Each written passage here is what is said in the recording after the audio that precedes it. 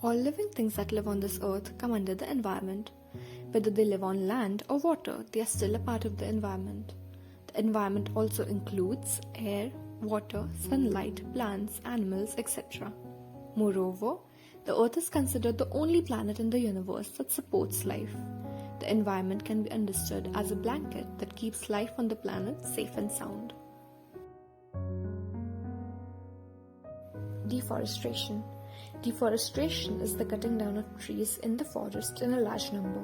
Deforestation has always been a threat to our environment, but still, many humans are continuing this ill practice. Moreover, deforestation is causing ecological imbalance. Global warming.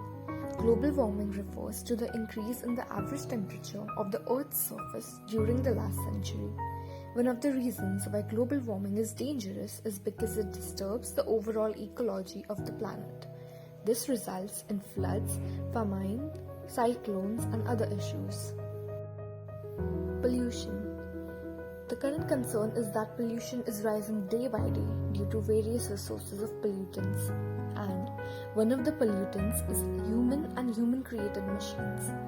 It is to say that pollution is damaging the Mother Earth severely, and we humans should play our part to prevent it from happening. How to minimize environmental issues? To minimize this issue, preventive measures need to be taken. Principle of 3 R's. To save the environment, use the principle of 3 R's. Reuse, reduce, and recycle. Reuse products again and again.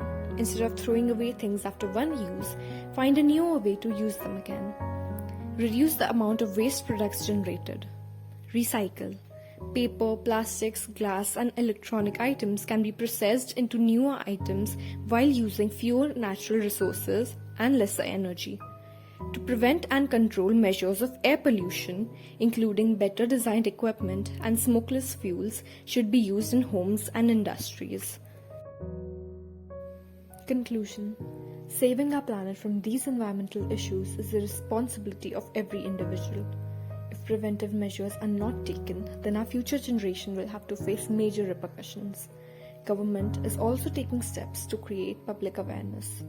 Every individual should be now involved in helping to reduce and control the pollution.